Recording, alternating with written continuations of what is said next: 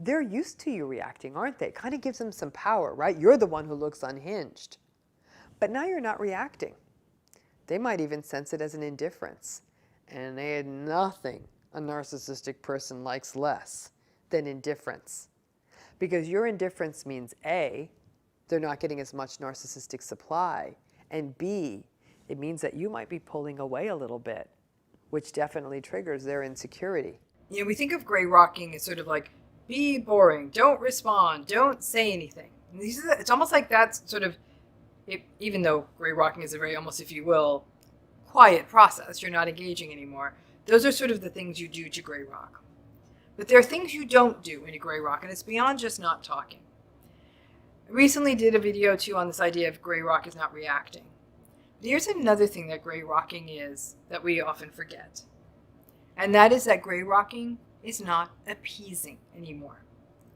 The dynamic of active appeasing in a narcissistic relationship is such a classical dynamic in these relationships.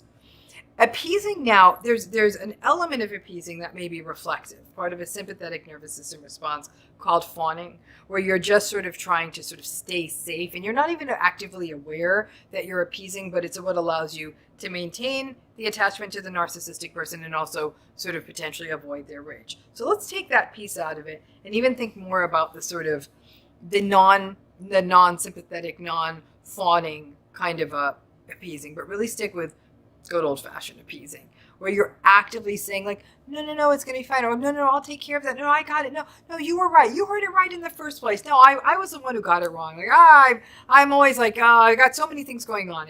And the problem with appeasing is that there's lots of pieces to it, right? Appeasing involves reassuring the narcissistic person. Just as sort of like a little sideline to that, it's amazing how people who are so sort of obsessed with dominance, power, and control need to be appeased and told everything's going to be okay. Everything's going to be fine, right? That's very much a dynamic in the narcissistic relationship of the appease, right? So you're having to reassure them all the time. Do they ever offer you reassurance? Never. In fact, they might even scare you in a narcissistic relationship where by saying oh no, this terrible thing, you better be careful, like this bad thing could happen, or like you better plan for this bad thing happening, and you're like, oh my gosh, a little bit of reassurance would have been so helpful right now. But no narcissistic person is ever going to offer you that. They're always going to keep you destabilized in these relationships by not reassuring you. Okay, so you're reassuring them all the time. Another part of appeasing is continuing to fluff them up and give them supply. No, you're so great. No, it's going to be fine. How could they not see that you're the best salesperson? You're amazing. You're so smart. You're so this, you're so that. So part of the appeasing is giving them excessive supply. You know, and again, that might fall also under that larger piece of reassurance. The appeasing, though, unfortunately, may also be putting yourself down. That you appease them by saying, oh, I'm the one always making a mess of everything. What a dummy I am. Like, you were so right. I was so wrong. Like, it's all going to be fine because I'm going to fix it. So it's where you're saying, well, I'm the problem. You're not. You're great. So you're getting not only that sort of fluffing piece of it, but you're also getting that other part of it, which is you're reassuring them. But they get a third bonus from this, which is you're putting yourself down. I screwed this up. This isn't your fault. I'm going to fully take care of this. I'm going to be the one who makes it right. So you're appeasing them. All of these appeasement strategies largely allow the narcissistic person either to stay regulated, and that regulation for them means that they either stay in power, that they don't have to deal with shameful emotions like anxiety, all of that. So that's the appeasing approach. Now, the problem with the appeasing in a narcissistic relationship is it's never enough, and you never get to stop doing it, right?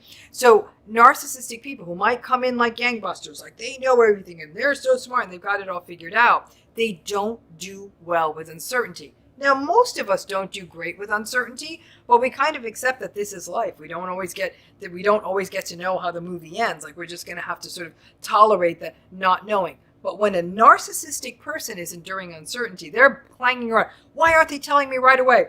That doctor could work on Sunday. I shouldn't have to wait. How come I'm so important? I can't believe I have to wait for my car. So there's a lot of that anger about about not being able to stay in this place of uncertainty. So a lot of the appeasing people have to do in any kind of narcissistic relationship is to help the narcissistic person manage all of that uncertainty that they find so intolerable.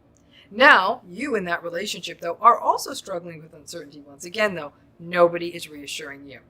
So one thing to keep in mind of what gray rocking can be. Gray rocking can be when you stop exhausting yourself by always appeasing them. So the gray rocking, again, gray rocking at its core is disengaging.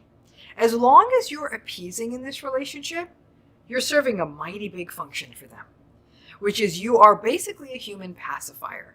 You are soothing them, you are comforting them, it's all going to be okay, you're so great, everyone knows you're great, everything's going to be fine, everything's going to be okay. That's what you're doing all the time. So they don't need to stay in uncertainty and anything that brings up that sense of shame, that they're not special, that they're not wonderful, that they're not the exception. But you also now, it's a one-way street, all appeasement out, nothing coming back in. And in essence, what the appeasing is doing is it may be sort of a short-term strategy to avoid the anger and rage. Folks, I understand that narcissistic anger and narcissistic rage are a terrible thing to be in the presence of. It's uncomfortable, it's scary, it's tense. I get all of that. But if you appease too well, you may actually be stopping all of those angry reactions quite a bit. And what that can do then is it can subvert radical acceptance because you're actually not seeing this relationship clearly for what it is. And you're exhausting yourself by constantly being this sort of appeasing factory. And that doesn't even account for the kind of psychic toll that the fawning, that sympathetic nervous system appeasing might be doing in addition to this kind of active appeasing. So the gray rocking strategy would be don't appease. So when they're like, I can't believe no one's calling me, I can't believe I have to wait, I can't believe this, I can't believe my boss this, I can't believe work that, I can't believe blah, blah, blah, blah, blah, blah, blah, blah, blah. And you just sit there and you might nod your head, but you don't come in as sort of the appeasement general store with all kinds of options. Now, initially, as we always know, whenever you start gray rocking with a narcissistic person, you're going to have initially an uptick, right? Where they're going to be like, what the hell's wrong with you? What are you just sitting there like a lump? Like, I'm having a hard time and you're not even going to help me? You're not even offering to, gosh, like, what is wrong with you? Because you're just like a lump of a person. You're going to have to ride that wave out. But then, over time, when gray rocking works, assuming this person doesn't escalate to a dangerous place, you need to know that about your relationship. But then they're going to start realizing that the appeasement story is closed. And it ain't coming from you. And it either might mean that they take their tantrums elsewhere, or I don't know what's going to happen to them, because they sure as hell aren't going to stop having them. But the one thing that's not happening is that you're not putting yourself in that human pacifier role. Takes a minute, though. You've got to tolerate a lot of ramping up before you get to the other side. It does stop to help you think about, too, what your function has been in this relationship. Like I said, I say human pacifier again and again because that is what often happens to people in these relationships.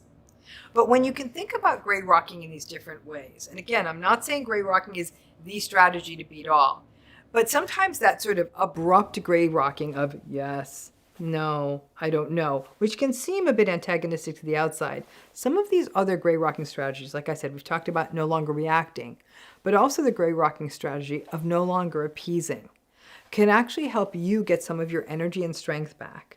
Stop engaging in a futile exercise. Recognize the anger, as scary as it is just anger. And it's about them and their dysregulation, and it has nothing to do with you. You're just the unfortunate one who is in their presence. And then you might even get to a point where they recognize that you're the pacifier that got lost, and they might have to find another way to deal with this, whatever that looks like, just as long as it's not you. So thinking about gray rocking in different ways rather than just the old school being as dull as a gray rock, but perhaps finding ways to no longer get into some of the patterns, like reacting, like appeasing, can also help you sort of find strategies to disengage from this relationship in a variety of ways that help you retain sort of your level of energy and focus. So imagine you're in bed, you're waking up, imagine your windows happen to face east. Sun comes up. Do you really ever jump out of bed and say, oh my God, look at that sun. It is rising in the east. I can't believe it. That's crazy. No, you don't. Of course, the sun rises in the east. You can count on it. There's a lot of other things you can count on. You can count on the fact that it's difficult to get a dinner reservation on Valentine's Day. You can count on the fact that in the Northern Hemisphere, it's probably going to be really hot in August. You're not surprised when it's a hot day in August. You're like, it's summer. You're not surprised when you wait till 6 p.m. on Valentine's Day to go out to dinner. You're like, it's Valentine's Day. You're like, oh my gosh, it's hot in August. So why do people get so surprised when a narcissistic person behaves narcissistic? The classic example will be a person who's in a narcissistic relationship with a narcissist, and that narcissist is inappropriate with other people. They're flirty, they're inappropriate on social media, they sort of micro cheat and always having little coffee things and things like that, always uncomfortable. And then this goes on for years. And one day on a Saturday, you're looking down and you see that your partner has liked a very attractive, sort of scantily clad person's picture. And you're like, I can't believe he liked her picture. Why? Why wouldn't you believe? Why would you be surprised by that? I frankly am often surprised when people do get surprised when a narcissist lies, or a narcissist cheats, or they lack empathy, or they walk around saying, how come everyone's not treating me like a VIP? We see this in the news all the time. I think all of us can think off the top of our head of 5, 10, 15, 20 very famous narcissists, and celebrities, athletes, politicians. And they keep doing really, really ridiculous, entitled, grandiose, arrogant, rageful, poorly regulated things. And for reasons that aren't clear to me, like the news media is like, can you believe he said that again? Yeah, I can. In fact, I'd be willing to set a clock by it. You might be thinking, Doc, why do you care? Why do you care that people get surprised by narcissists? And I'll tell you why. When we get surprised, our sympathetic nervous systems do a little leap up, right? Surprise, sometimes surprise can be good. Like, I don't know, we walk up to our front door and maybe there's a bunch of balloons waiting for us or something. It's a bit of a surprise, but no matter what, your sympathetic nervous system acts up and like, woo, look at that. When our sympathetic nervous system acts up, it's an activation and it's usually a sign of something, of change, of threat, of something. And our nervous systems aren't made to always be, boo, like always popping up. And in fact, that constant sympathetic nervous system activation is something that's cited for how long-term and regular stress exposure takes a toll on our health. So when you think about it, and you're in a relationship with a narcissistic person, and this can be a family relationship, intimate relationship, work relationship, any relationship, and you keep getting surprised and saying, oh my God, I'm so mad. I can't believe that happened again. I can't believe she said that. I can't believe he did that. It's like the people who year over year over year are surprised at Thanksgiving when someone behaves badly, who year over year are surprised that the same family member ruins the holidays. And they get surprised and they get upset. And sometimes they get really agitated, and it's not good for you. Any more than it would be good for you to jump out of bed and say, to hell with this, I can't believe that sun is rising in the east. I've had it. I can't have this anymore. It's not going to change.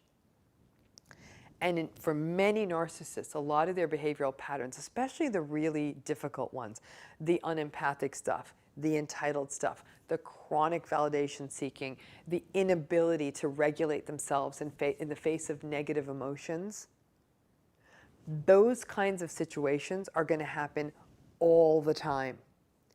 So when the narcissist swears to you, I am not going to be late this time. I will definitely not be late. I promise you I won't be late.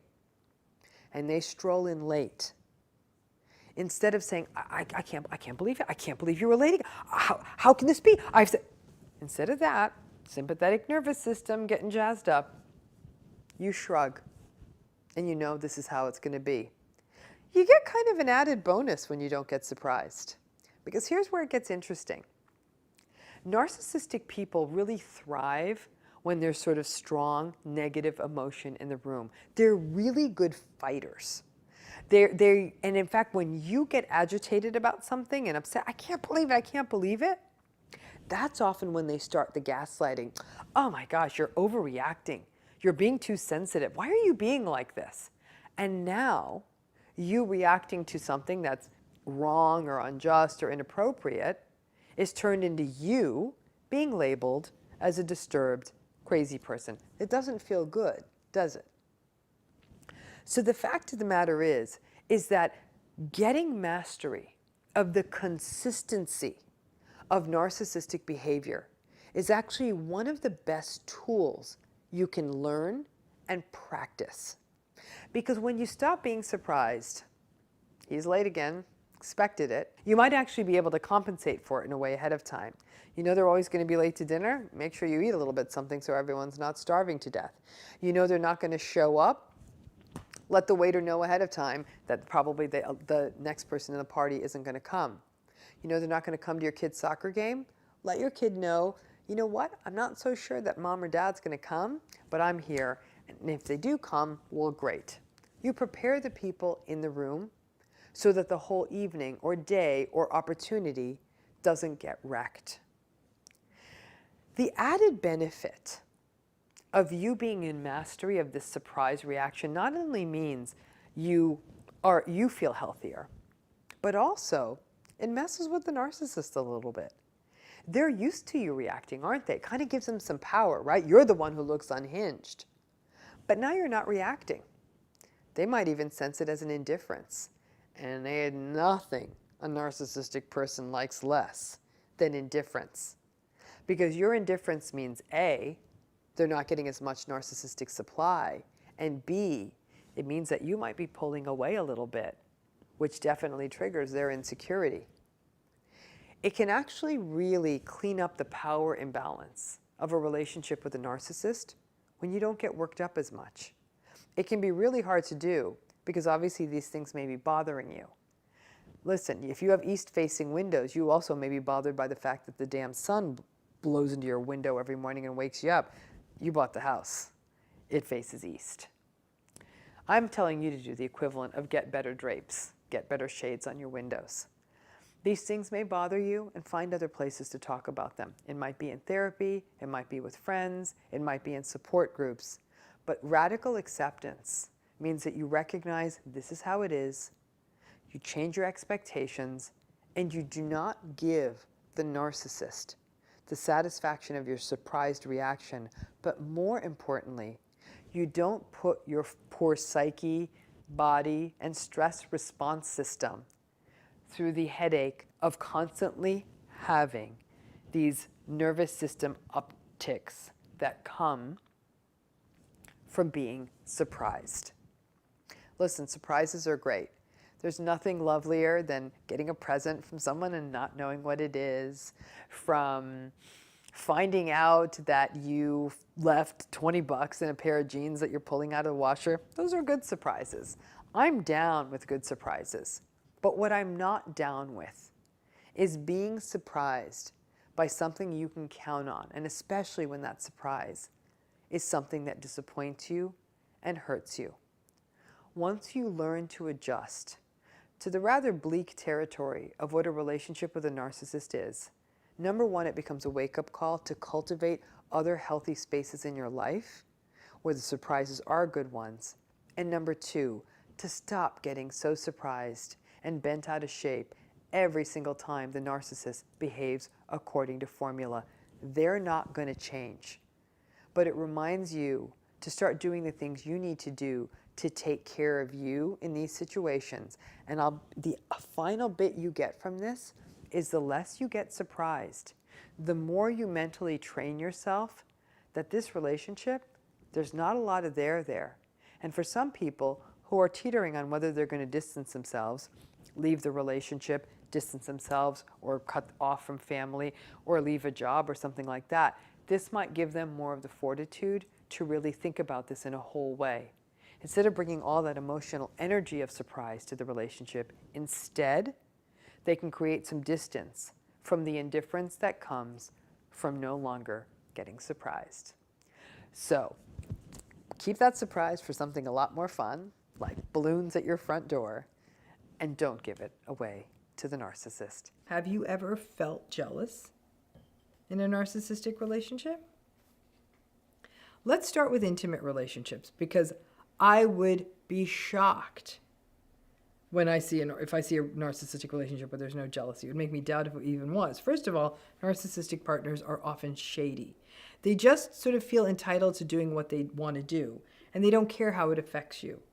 In the trauma bonding cycle, especially after the love bombing, starts the long process of wondering, what more can you do? What can you get right? What did you do wrong? The self-blame, the not feeling enough.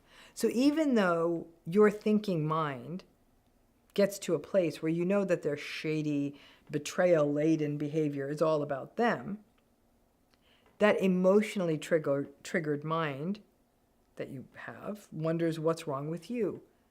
Maybe that other person's better. What does that other person have? All of us know the drill. We've all been there.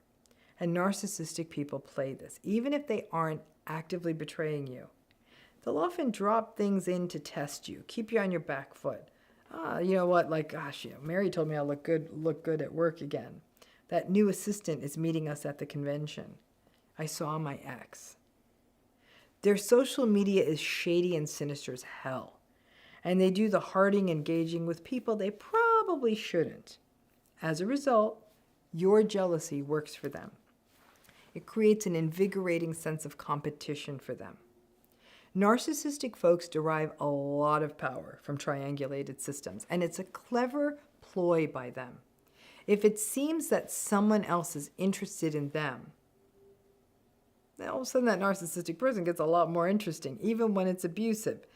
It's true liberation that you have found in one of these relationships when you get to the day when they could be banging the whole neighborhood and you shake your head and say, great, they can have them. I am so glad to not have to deal with them.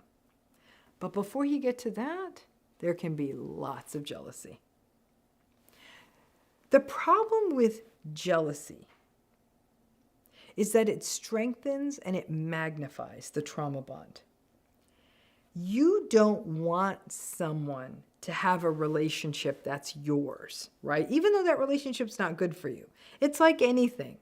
You want the item in the store, or at least you were considering the item in the store, and now someone else is eyeing it and there's only one of it, then you want it, right? You may be even more likely to fight for the relationship when there's a third party or a sense of jealousy involved. And narcissistic people will never do anything to allay your concerns or soothe this jealous concern you have. If anything, they'll capitalize on it, and they'll be more likely to gaslight your concerns. Okay, everyone, show of hands. How many of you suspected that a narcissistic partner, now or in the past, was cheating on you or the like? You even asked them about it point blank. You were royally gaslighted, and it turns out your suspicions were right. Yep, all of you have your hands up. I gotta say, in one relationship I was in, the narcissistic-y person was unfaithful. I found out. I asked them to come clean on everything, but this fool came clean on about 80% of it. My intuition told me it wasn't the whole truth. I mean, 80% is a lot, but I had the proof. And I was right, there was more. The shame swamp that narcissistic people live in means that it almost feels like they get off. Even once you know the truth, they get off on still not telling you everything. This is something I've seen repeatedly in narcissistic relationships. You will never get the full story. Radically accept that. So if you do suspect that they are being unfaithful or betraying you or whatever, you're either called paranoid or crazy or needy or trying to keep them on a short chain, or you're an untrusting person, or maybe you don't even really love them if you don't trust them. You've heard it all, right? So you kind of get 3 for the price of 1. You feel jealous, you get betrayed, and then you're made to feel crazy. So much fun in these relationships. But the jealousy thing doesn't just stop with intimate relationships. though it's where we may feel it in the most pronounced way in adulthood. The jealousy thing also shows up with narcissistic parents. This can include narcissistic parents playing siblings against each other, showing clear preferences, playing favorites, and communicating that through everything from the time they spend with the certain kids to compliments to gifts to money. As a child, you may find yourself in the never-ending contest to see who can win over the narcissistic parent, which really boils down to a safety behavior for a child, but can also create a lifetime schema of relationships as places of jealousy and competition, and the sense that there's always a threat looming around the corner. And this doesn't stop in childhood. A narcissistic parent may continue to foster these divisions and suspicions into adulthood and even try to fan the flames of envy between siblings. Well, you gotta feel bad. I mean, your brother already has married and has a house and a great job. Like, you okay with that? Narcissistic workplaces, it's the same thing.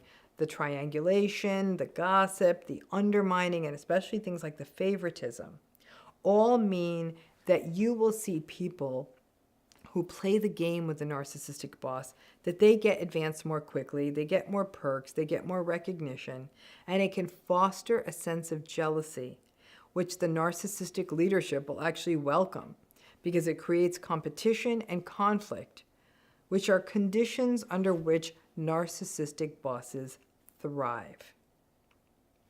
Even when a narcissistic relationship is done, we have the joys of social media as a way to see the narcissistic person's life still unfold. So you may have ended the relationship or even gone no contact or deeply disengaged from them, but you can see them walking into their big, bright, produced futures. Remember, narcissistic people are better at using social media for making their lives look good than regular folks. And that can mean that the jealous feeling can persist long after the relationship ends and contribute to a sense of feeling stuck long after the relationship is gone, which is also a key element of trauma bonding. Here's a rub, folks. Jealousy is a normal emotion. Some argue that it's evolutionarily adaptive, right? It's sort of a crossroads of self-protection and injustice. And again, for human beings, our babies are born completely dependent. And human children stay dependent for a long time, which means that keeping the male partner around to take care of that child makes good evolutionary sense. So anybody who pulls that partner away, that threat feels visceral. In healthy relationships, partners allay jealousy and reassure partners or are transparent. They're like, no, it's nothing. And they don't behave in a way that leaves the other partner doubting. A narcissistic partner would never do that. In fact, in intimate relationships at least, even in healthy ones, we're always going to see some jealousy.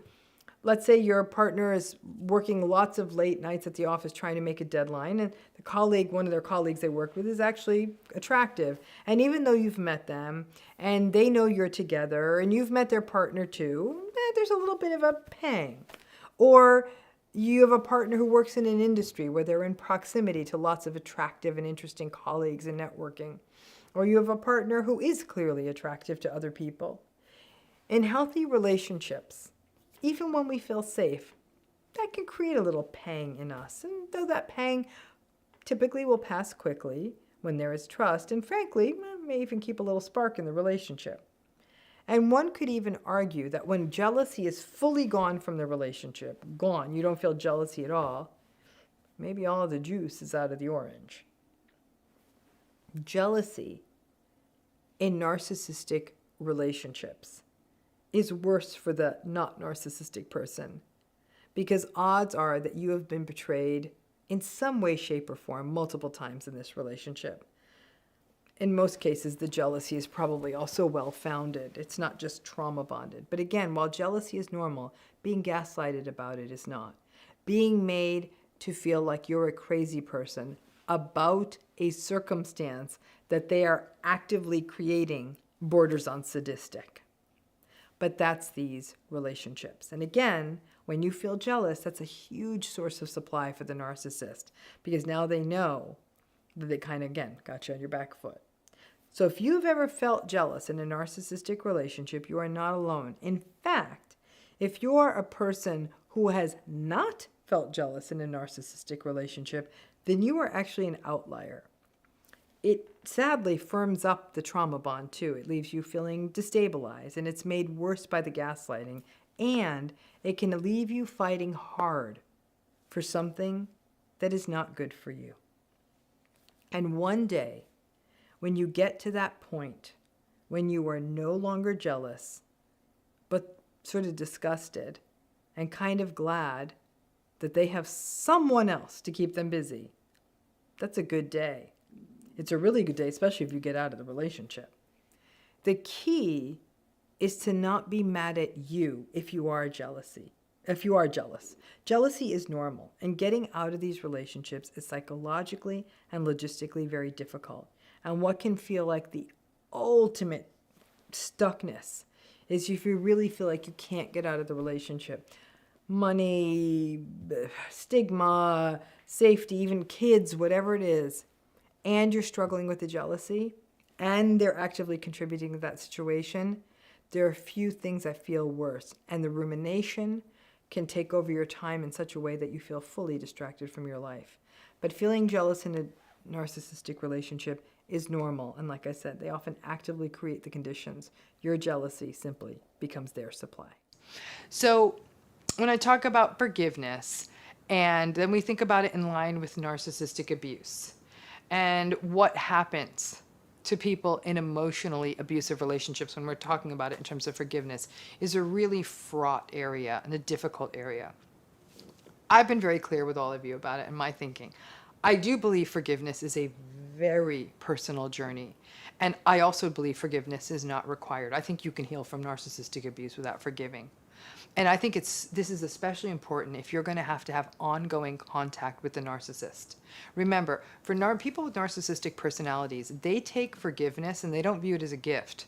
They view it as permission to just keep behaving badly because they're like, I'm going to get away with it now. This other person's going to forgive me. They continue behaving in an egocentric manner. They keep doing, seeking out validation and being manipulative and doing all kinds of egocentric things and lacking empathy. And then they apologize later. And you forgive. Or if you're with a really malignant, toxic narcissist, they don't apologize. They will just blame you and somehow rationalize what they did, and then they'll just do it again in some different form. It can be soul destroying to keep forgiving someone, to have them, and then you forgive them, and they keep repeating their transgressions. It truly is that proverbial seventh circle of hell. But I was recently witness to some stories that were actually told to me in my my friendship life, and some experiences that reinforced for me one more time and highlighted why when you forgive narcissists too quickly, not only does it really demoralize you because you're continually abused from being in this narcissistic relationship despite forgiving them, but I see now, it places you at risk for letting more narcissists into your life. So let's start by revisiting this idea of cognitive dissonance. I've talked about it many times. Cognitive dissonance is the idea that we cannot keep two contradictory ideas in our minds at the same time easily. We can, but it's not easy. So we often justify something that is wrong or doesn't fit so we can get comfortable. It all goes back to that original Aesop's fable. Remember the fox and the sour grapes, right? Cognitive dissonance is why people get stuck in narcissistic relationships. They justify the bad behavior of the narcissist over and over again so they can keep the relationship going. But it goes one step farther. People, not just survivors of narcissistic abuse, but people in general, they do not like to be disillusioned. They don't. Too many people out there want to believe family is good and we should be loyal to our families and love is great and married is great and being married is better than single and love can rescue everything and it's just loyal, good, great. We don't want those lifetime beliefs to be penetrated. And this is a big reason for why many people forgive. So they can maintain their illusion, and sometimes delusion, of a happy family, or a loving parent, or growing old with someone. And then for a minute, it may even be good, right? You forgive and things are good, and then boom, you're right back where you started. And the narcissist is toxic again. The rubber band goes back to its original size, and they start behaving badly again. Obviously, it is not good for you to be caught in the revolving door that is a narcissistic relationship. But it is also a problem, this sort of forgiving the narcissist thing is a problem for another reason. When you keep forgiving the toxic people in your midst, at some level, you have to keep yourself blind, right? You have to forget that you've already forgiven them in the past before, and they keep doing the same thing to you. They keep saying the same invalidating stuff. They keep gaslighting you. They keep lying. They keep doing whatever cruel thing it is that they do, right? You got to forget some of that and be blind to that, because really to keep forgiving under those circumstances, and then to make things even worse, by you being the forgiving saintly martyr all the time, lots of people tell you how great you are. Oh, you're so strong. You're so forgiving. Why? Because your forgiveness lets them also keep up their little illusions and delusions of happy families and people can change. You get to keep that up because you're being such a nice forgiver. And because being viewed as a saintly person is kind of nice, but being viewed as that saintly person is only going to work if you stay blind, and you stay blind to their patterns and you keep forgiving them. That unseeingness, that not seeing the narcissist patterns is dangerous in a world full of narcissists. Because when you keep forgiving and keep believing in change and believe it's all going to be okay when they say, I'm going to change, that unseeingness, that unwilling to see, you also get blocked in seeing the new narcissists that come along, okay? And these can be new friends or coworkers or extended family. And you can't see all these narcissists in your world because you're putting so much damned effort into forgiveness time that you don't get to develop the muscle, the much more uncomfortable muscle to develop that forces you to stop and say, like, this isn't cool the way this person's treating me, or I'm not going to spend any more time with this person. No, no, no, no. By forgiving the narcissistic people around you repeatedly, you actually run the risk of becoming a world-class enabler. And once you leave that door open, it's like flies. More come in the door, right? And lots more narcissists will come in. I see this happen all the time. I've actually had people tell me I'm sort of mean or dismissive or unkind because I'm not giving people another chance, or I'm not being fair to the narcissist, or that I'm just a sort of an awful dark person for saying to walk away. I get that a lot. And inevitably, those messages are coming from the forgivers. These are the people who keep letting more and more and more toxic people in and make excuses for them as well. I'm sure some of those messages are also coming from the narcissist, but really from those people who don't want to see it. Listen, when two healthy people are involved in a relationship, the fact is none of us are perfect, none of us. And forgiveness is a divine and rich human experience. I believe in forgiveness when there's two healthy people involved. But when a narcissist is involved, forgiveness is simply going to perpetuate the abuse. So now if you're able to go full on no contact with a narcissist from your world, and the narcissist can no longer get access to you, then perhaps you might be able to make forgiveness work for you because they're gone. They have ideally no more impact on your life except for the wounds you still carry. But if they are still in your life and you forgive, not only is that narcissistic person going to slip and continually keep doing what they do and hurting you, but you're just going to keep letting more narcissists in the door. I am always struck by how many people will tell me that they are on their third marriage to a narcissist, or they're with their fourth partner who was a narcissist, or who have multiple friends like this. And I wonder, are they part of this whole forgiveness brigade that is out there? Because otherwise, after this happens to you once, you'd like to think you'd never want it again. I'm not going to sit here and tell you whether or not you want to forgive. That is your personal decision. I can only tell you what the experience of forgiveness is going to look like with a narcissist. But I can also tell you that forgiveness will place you at risk, not only for ongoing harm from the narcissist already in your life, but for letting more and more people with these kinds of personalities in the door.